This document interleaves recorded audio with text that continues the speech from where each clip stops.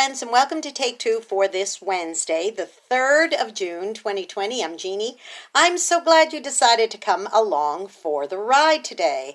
Well, if you weren't with me on Monday, then you don't know or haven't heard that there's been a bit of a modification to my Take Two YouTube channel, and that is this. I'm still going to be coming to you every week, but this time it's going to be on Mondays, Wednesdays, and Fridays only until further notice. It's a busy season for me, and it just makes sense for me to have good quality content for you 3 times a week instead of trying to scramble and do 5 shows every week. So today, as scheduled, it's Hump Day Wednesday, and I like to bring a little thought that I hope will lift you up today, and that is this. But let me give you a little bit of background. A couple of weeks ago, I got a notification in the mail from the state of Alabama telling me that there was they needed proof, the state needed proof that our cars had been, they'd been registered but didn't have proof that they had been insured. So the truth of the matter is that we had changed insurance companies last year after we renewed our tags. So in the system it said that we were with one company when in fact we were with another, and they didn't have a record of that, although we have been fully insured the entire time. Well, this unfortunate hassle ended up costing me time and effort to have to go to my insurance agent and have letters produced saying that we were in fact insured, and then we also had to go to Motor Vehicle Bureau and prove it to them so that they could straighten it all out in the computer on the system. So that meant us having to go to the DMV early in the morning because the lines are long and there's all the social distancing, etc., etc. So knowing that they'd opened at 7, I decided I would get there between 6:15 and 6:30. That should get me in right in the beginning, of the line. Well, little did I know that it would be all the way snaked around to the back of the building by the time I got there, which meant quite a substantial wait until it was my turn to go in and take care of this matter. So I decided, I made a conscious choice that I was going to be of good attitude and have a smile on my face and just wait my turn, because you never know what something like this could bring in your day.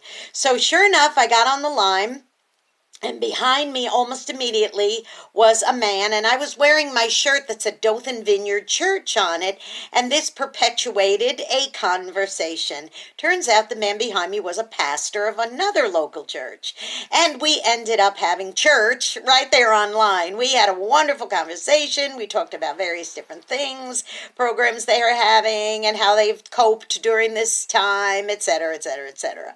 And behind him was a lovely lady in nurse scrubs, and it turns out she was a hospice nurse. So she engaged us in conversation. Before you know it, the line was moving, and within 30 to 45 minutes or so, we were all going in for our turns. But let me mention something else. Right behind the nurse was a man who the entire time that we were engaged in conversation, smiling, having a few laughs, just having a nice conversation, he was like this the whole time. He looked almost like, that wooden puppet Walter, angry all the time, that Jeff Dunham puppet. And I thought, what a grumpy pants. My gosh. Isn't that something, how grumpy that man is? He did not like having to be online. He did not like having to wait. This is just these unfortunate things that happen in our lives sometimes. And I said to myself, you know what? This man is choosing grumpy. He is choosing grumpy. And I said, how many days do I get up in the morning and I think, I'm going to choose to be grumpy today? Well, I don't think as many as they used to be, because I've started to wise up to that will set the tone for the day. And I don't want to choose grumpy. So I thought to myself, you know what? I chose happy today. I chose, oh well, this is the way it is. Deal with it, smile, something good may come out of it. And you know what? Something very good came out of it. I had sweet fellowship with 2 Christians online, one a nurse, one a pastor, and we visited and had a great time, and time just flew by while we were waiting online. I chose happy. That sadly, the man behind the nurse chose grumpy. And I thought, I never want to choose grumpy. So here's my word to you today, boys and girls. First of all, go out and be a blessing to somebody today, because you may end up being the only one who is. And choose happy. Don't choose grumpy. Remember what I told you at the beginning of the week?